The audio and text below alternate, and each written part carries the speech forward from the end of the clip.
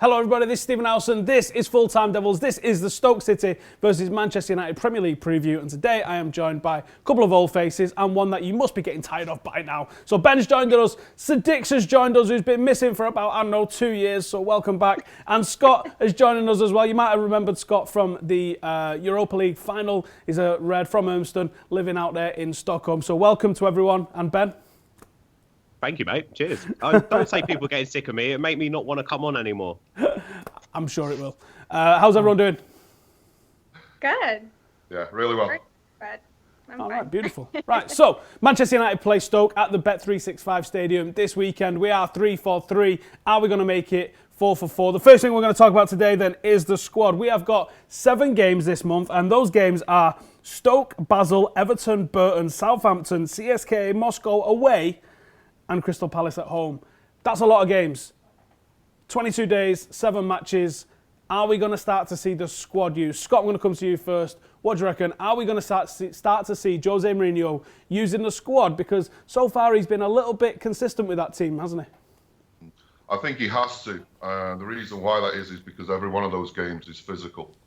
So yeah, we're going to have to rotate the squad quite a lot. My only worry there is the left-back position.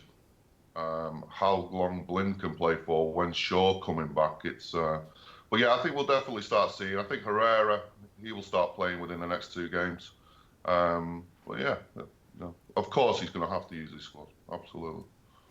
Sadikshya, what do you reckon? As Scott just mentioned there, the left-back position is a worry, but that's been a worry right the way throughout the summer, hasn't it? Do you think we're going to start to see a little rotation from Jose? Yeah, I think so. I think Darmian can play there. I think he had a really good preseason, actually. So I was very surprised when Blind started there. Because when I was watching in preseason, Blind was horrible. Like, I remember watching the Barcelona game, and he was by far, like, the worst player on the pitch. I know it was only preseason. He hadn't played many games. But Darmian had a really good preseason, and I was expecting him to start at left back. But Blind has come in. He's done all right. So I think I'm okay with that. I'm actually more worried about the striker up front. Remember last season, he was playing Zlatan in every single game. I really hope he doesn't do that with Lukaku. I would love to see Rashford or even Martial up front in some of these games. But yeah, let's see what happens. Well, once we start to see Ibra coming back into the starting 11, into the squad, I think he's going to use Ibra as that break for Lukaku. Because, yeah, I agree, we saw Zlatan far too often last season. You could see him start to slow down. I agree with you to an extent on the left-back situation as well, but against Barcelona, he was up against Lionel Messi, who, let's face it, he's all right in it. Let's face it, he's pretty good. Yeah. No, I mean, I have nothing against Blind. I really like him, but I don't know. For some reason, I was, like, very unconvinced. He always has that, like, one game in him where he, like, completely goes off the rails, and he has, like, one of the worst games. But he's an intelligent player. I think he's definitely a good player to rotate in that left-back position, but I obviously do not want to see him starting there every single week. I'm hoping and praying Luke Shaw can come back and then, come back and play like we know he can. And I'm really holding out for him this season. Ben, Scott mentioned Ander Herrera. That's a player that I've expected to have seen by now. And I think that is a player that we definitely will see over this month. Do you reckon Stoke is the game that we're going to start to see him? Possibly not, because look, you've got a winning formula there. Stick with it for now. And also, I think Stoke are a little bit more. Well, there's a myth that they are a bit more of a physical side, but I think they're not down that route anymore. I think they are more of a team that like to play with the ball. So you could say Herrera won't be in there because of the physical threat. But then again, I don't think there is going to be much of a physical threat because Stoke play different football now to what they played 2 years ago. So I think that Herrera possibly not. But then with the Champions League coming up, we know, as we were saying about squad rotation, that Bay and Jones won't be able to play against Basel. So that means that there'll be some rotation there with Smalling and Lindelof coming in. We also know that Mourinho might change up his formation for the Champions League games. He's trying out the 3-5-2. Will he maybe go with that in the Champions League? Who knows? And then with whoever sponsors this cup, let's name it that, for God's sake. The Caballero Cup it is now, isn't it? With that coming up, maybe we'll see the likes of Herrera trying to get a stake into the first team. One interesting thing for me was he included James Wilson in the Champions League squad, didn't he? So is that sort of him hinting that he sees James Wilson as his 4th choice striker now, and that he might use him in the Caballero Cup, he might use him in the whatever. I can't even get over calling it the Caballero. Every year it's a different bloody name. So there could be choices there and different players. Scott McTominay has been given a squad place, so will we see him play in that cup competition as well? How seriously is Mourinho going to take that cup this season? So there's loads of games to come, 2 games a week. I can't flip in wait. But yeah, you're right. There's players in and around that squad, and Jesse Lingard's another. He hasn't really had a crack of it, has he, since the start of the season? And he got played a lot. Well, he did get played a lot at the start of last season, and at the start of Van Gaal's reign as well, he's used quite a lot. So there's chances for him to get in the side and to have a look at him. But no, not for Stoke. I'm not expecting any changes whatsoever for that Stoke game. It's a bold claim. I think James Wilson and some of the other players that have been registered in the Champions League squad might be because of the Champions League registration rules of homegrown and academy players and stuff like that. Maybe. It's that B list, isn't it? Is he on the B list or is he on the regular list? I think he's I'm on not the sure regular because list. Rashford is on the B list. Tuanzebe's on the B list, isn't That's he? because they're under 21. Yeah, so it's only under 21. But how old is Wilson now? 20? I think he might be 22. Yeah, 22. So this is, if he does get a chance this season, it's a big season for him. Injuries haven't helped, but I hope he does get a bit of a chance because he's a good player. I remember watching him.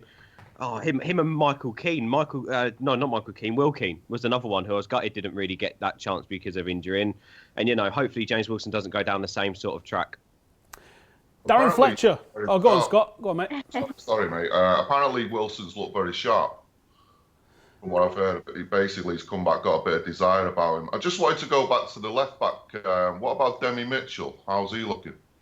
Well, he's not really featured in the under-23 so far this season because they've been playing Luke Shaw there, so they've pushed Demi forward a little bit. So I think he's only played like a dozen games or so as a left back in his entire life. I think going forward he looks excellent. He's got shades of Evra about him because he is an attacking player. When you bring him back to left back, he looks great. But I think there's a lot of defensive things that he needs to work on. No one at the moment has got the right to that left back spot. It's totally up for grabs, isn't it? Yeah. We have Joe Riley too, so he was pretty good when he played in that position. Yeah, Joe Riley could take it, although it doesn't seem like Jose Mourinho fancies him at all, to be honest. Yeah. Even Rojo. To be fair, he said about Rojo is absolutely awful at left back. That's why I put him at centre back. So I don't think we'll ever see him. But the thing I like about Daley Blind is I always call him our John O'Shea now. You could literally stick him on the left side of that defence at left back. There's even a shout to get him in the central defensive midfield role, but I don't know if he'll be able to cut it there. But you could literally play him anywhere and he'll give you a shift. And I think that's the great thing for me about Daley Blind. And we saw him for the Netherlands in the week. Who were they playing against? Was it against Bulgaria? I can't remember who they were against, but he got 2 assists and he looked really good there.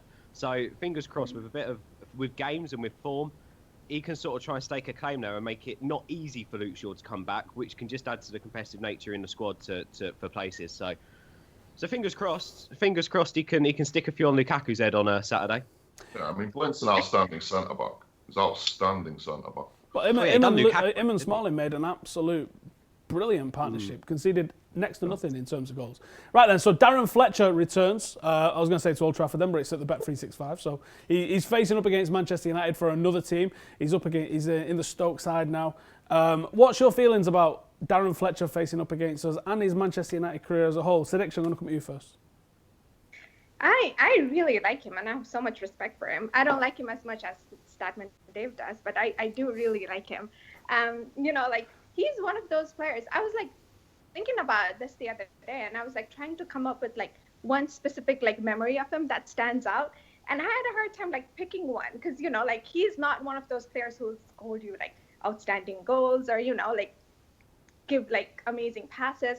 But the best memory I have of him is him being there during each of our trophy presentations. He's always there. He was always there when Sir Alex Ferguson needed him. He was always there to put a shift in when called upon. And I have so much respect for him, not just because of what he did on the pitch, but because of how he overcame his illness, to come back from something so dangerous. Because I studied that disease, so I know quite a bit about what kind of disease it is, and then to see him come back from such an illness and then be playing at high level, I have all the respect for him. I think it was the right move for him to move on. I was reading his interview the other day, and he just said that he wanted to move on because he wanted to play a lot of games, which he did when he went to West Brom. So I think it was the right decision. I don't know about the timing. It was the Van Gaal season. There were so many players leaving. We probably could have used him as one of the players who's been here for 20 years or so. But I think it was the right move. It was the right decision. I have nothing but wonderful memories of him. Scott, around about year 2000, 2001, something along those lines, when Wes Brown was making his debut for United, Darren Fletcher was also rumoured to have been making his debut at 16 years of age because he was highly rated that much in the academy. Injury delayed that. He made his debut a couple of years later. And like Sadikshya said, he doesn't really have any standout memories. For me, he has that tackle against, I think it was against Arsenal, where he got the red card, which left him banned for the Champions League final, which was an absolute joke. But aside from that, there isn't many standout Darren Fletcher memories. He's just known as a real grafting player, isn't he? He definitely had the Fellaini treatment the first 3 years of his career because no one rated him. That was obviously an issue and he overcame. But for me, the 2009 season, he was just simply outstanding, absolutely outstanding. And he is the big what if. What if he'd have played in the final against Barcelona? What if? And he was definitely missed. The thing is for me now, though, is obviously since he came back from the injury, obviously he's like an old girlfriend. You still have feelings for him, but you're glad he's moved on. So that sounds terrible to say, but we all wish him the best. He was a proper professional through and through. And like I said, he shot a lot of people up. A lot of people. I remember the boos. I remember people just getting really on his back. I remember the Roma game, the 7-1 against Roma. He was everywhere on that night. A game remembered for goals, but actually Darren Fletcher's performance there was masterful. Ben, we've got a midfield now of Matic, Pogba, potentially Herrera to come in. Tons of others waiting in the wings as well. He wouldn't start for Manchester United now, would he? No, he wouldn't. But I do have a Darren Fletcher memory, and it's not a very nice one, but it's still sort of something that always jumps out at me whenever I think of Darren Fletcher. It was my back in 2011. It was my birthday on the 21st of October, and I opened up this parcel. And it had tickets to the Manchester derby, October 23rd, 2011. Do you remember that one, Howson? October 23rd, 2011. Is that the 6-1 against City? That was the 6-1 thrashing we got from Man City. And I was there as my birthday present watching it. But there was one Manchester United player who didn't stop in that game, and that was Darren Fletcher. And he scored as well United's goal. And it was a beautiful strike as well. We had to sit there through the misery of Balotelli showing off that vest. Why always me? We had all that going on. And then Darren Fletcher still played his heart out that game, and he scored a magnificent goal. So whenever I think of Darren Fletcher, he gives me a little smile, the smallest smile from that game, because I saw him do something quite special. But other than that, as you said, he's just someone who got on with the job. He's a neat and tidy footballer. He used all his experience in every single football match as well, going forward and defensively. And any club now is lucky to have him. You just see with Tony Pulis, he went straight to West Brom, got the captain's armband straight away and smashed their appearance record for consecutive games. He played 2 seasons on the bounce, no stop, like every single match he started.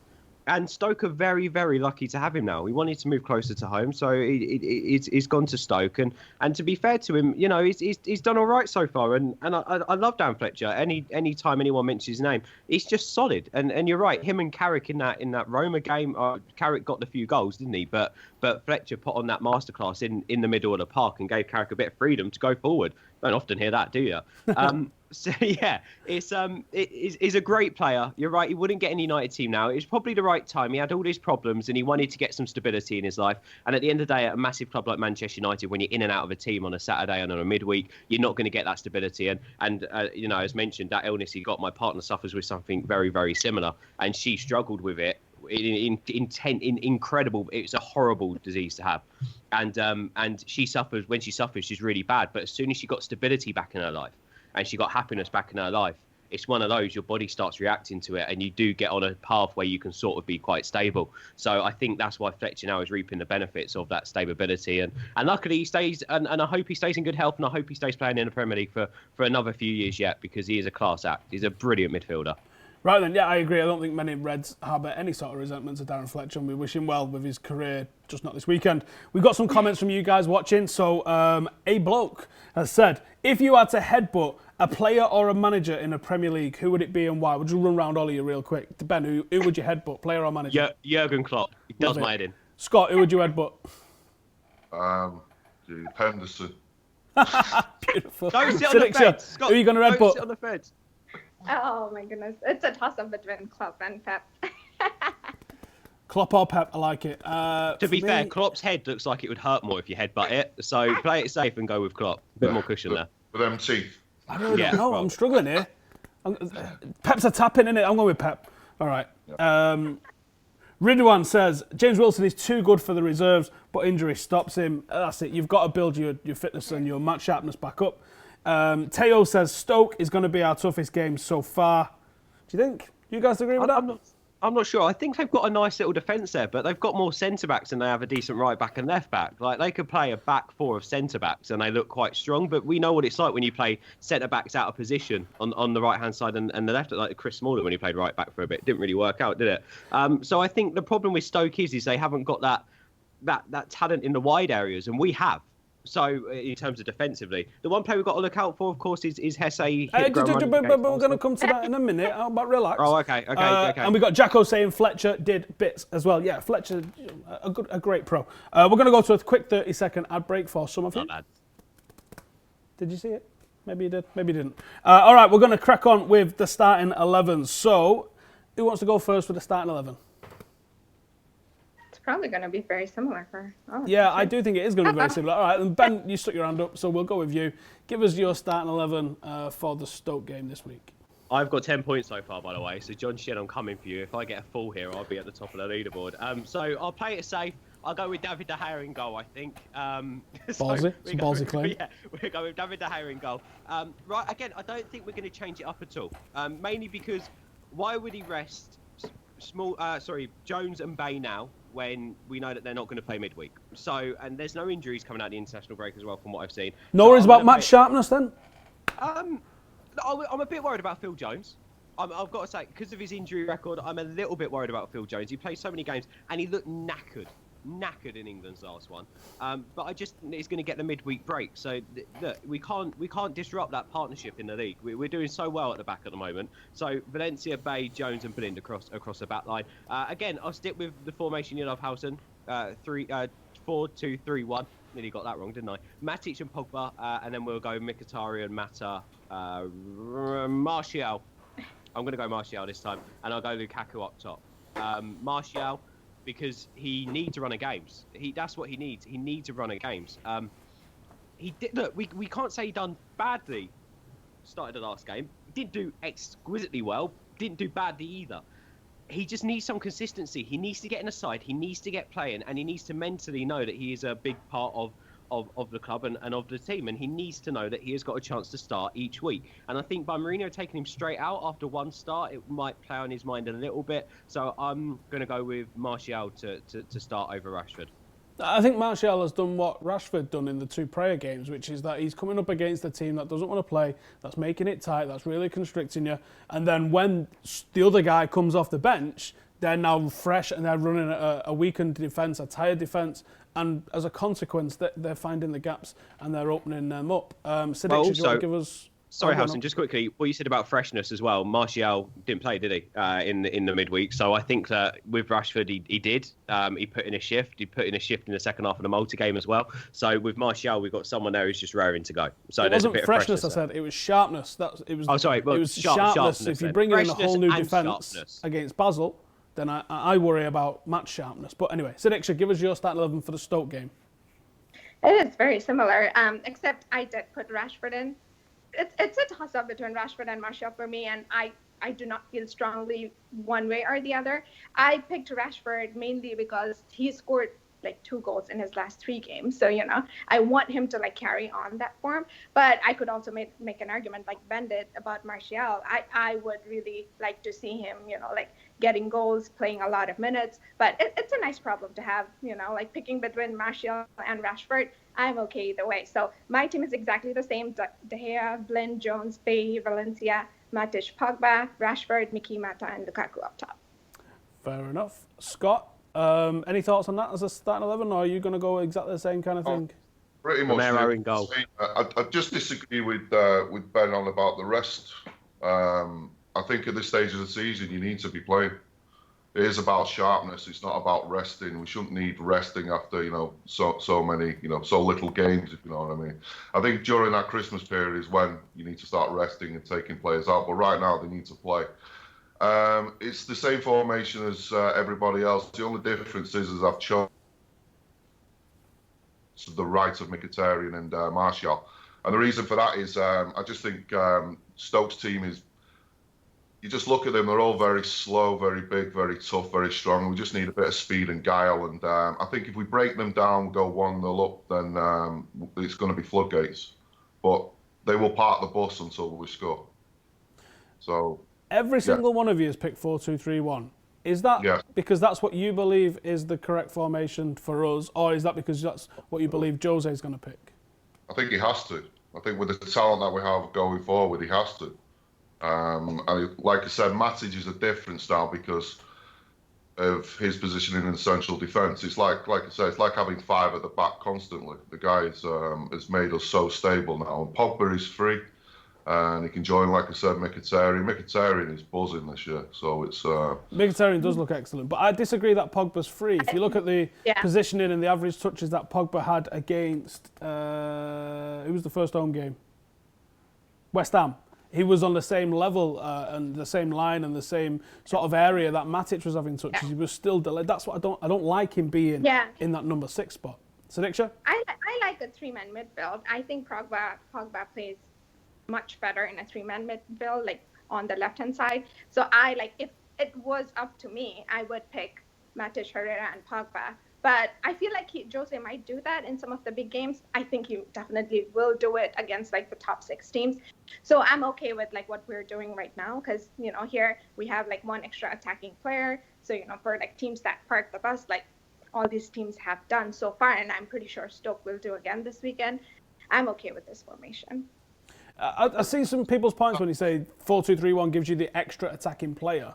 But sometimes I think there's just not enough room, especially when a team's collapsed onto themselves like that. I think you congest it with players in there if they're not being effective. And I thought against Leicester and Swansea away, that Mata really struggled getting on the ball while they was in that sort of collapsed position. I just think that there's an extra 10-15% to be had from us. And I'm not sure that that's playing Herrera and Pogba. And I certainly wouldn't be playing them as a defensive option. I like what Herrera offers going forward. Look at the game against Chelsea. Not only did he keep Hazard quiet, but he got a goal and assist as well. So I think you can go forward with 2 midfielders like that, and you can definitely free Pogba up because him and Mkhitaryan are going to be the people that make all of the goals for us.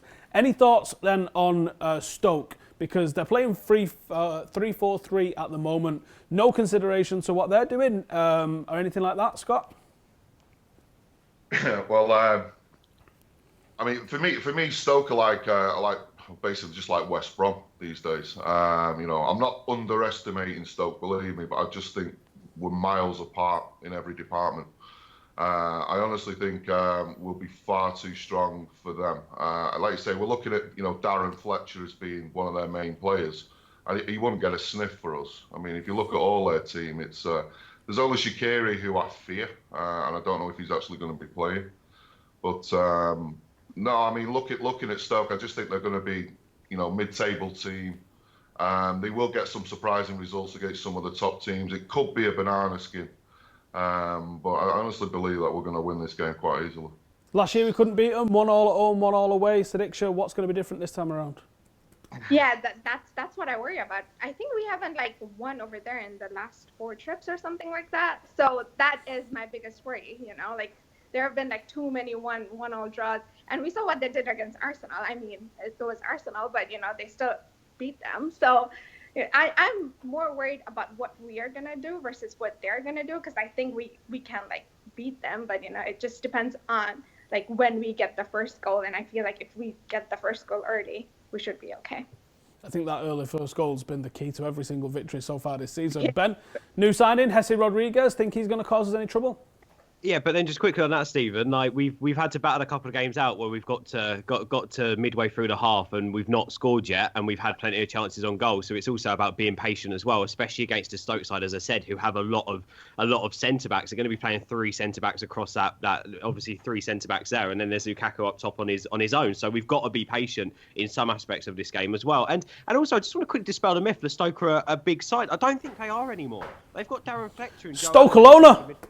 Yeah, well, exactly. They're trying to play one-touch football and pass it about more, and then with the attacking wingers of Shaqiri and as you said, Hesse a minute ago, With then, I think they're playing Motig up front now, one of their new signings. I don't really know him too well, but he's only like 6'1" or something like that. It's not exactly Peter Crouch. They're not playing long balls. So, and also, we shouldn't be worried about going up against big teams anyway. Have you seen the size of our fellas? They're massive. So, all in all, I honestly, I'm not. I used to be worried about going to Stoke. I'm not worried about going to Stoke at all this time because we should be able to outpower them, out-height them, and outpace them too. And if we don't, then out-height them. That's a great phrase, isn't it? It's like match of the day. Here I come. Please spam Ben at Ben Pearce Talks. Okay. Hashtag out-height them. Out-tool them. There we go. We're out-tool them. And I honestly, I think we've got enough. It's not like they can even cause us threat from corners like they used to do back in the day, or long balls. I don't really see it. I think we've got the quality there to win it. Again, Stoke's tough because of the atmosphere. I think the pitch is slightly smaller. That's a myth as well, by the way. That's an absolute myth. I heard that as well. Is it not as tense as it's made out to be? It's garbage. It's the same as most Premier League grounds. It's rubbish. No atmosphere there whatsoever. And can we stop the wet and cold? Roll out their generic song list like, "Oh, you support a local club? Oh, so do I. Want a medal, you muppet?" Like, yeah. Forget about it. Anyway, so give us your score predictions. Let's go, Scott first. Give us your score prediction.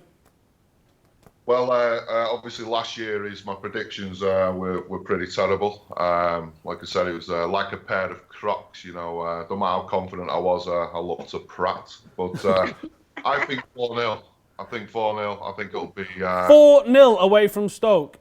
Okay, someone code that. Clip that up. That's going out later. And can I just my reasons why? This team is different. This team is special. I look at this team, you see the camaraderie between them all, and I don't honestly believe that. Sorry, I don't think we'll just win the league. I think we're going to see a team that's going to dominate for quite a while. It's the youth in the team, and Scott, stop talking. If you're not good at predictions, can you stop talking? 4-0. Wow, Sadikshya, what is your score prediction?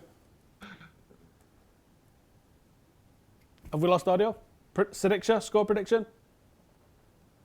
All right, well, we've lost her. We'll get Ben's. Ben, what's your score prediction? I'm not going to be brave and say 4-0. I'm going to. Will we concede?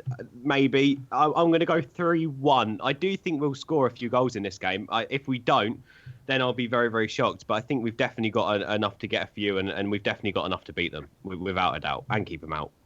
Okay, it looks like we've lost Sadikshya, so she was going to say 11-0. She told me that earlier, so definitely tweet her and tell her that she's massively wrong on that one. And I might as well throw mine in as well. I'm going to say it's going to be a tight game. I'm going to say 1-0 United. We're going to keep that clean sheet record, and we're going to keep rolling on with another 3 points. Make sure to join us an hour before kickoff for the team news. We've got all sorts of stuff coming out from the match. We've got Gaz doing the fan cams, so you can check out all of that sort of stuff as well. Come and join us on the match day. You know it's all full-time Devils on a match day. And we will see you very soon. Get your score predictions, starting 11s, and everything else in the comments below. Go and follow these, and hashtag out-tall them, was it? Out-height them? Out-height them, and out-tool them. Jesus, wet. Thanks for joining us. See you later.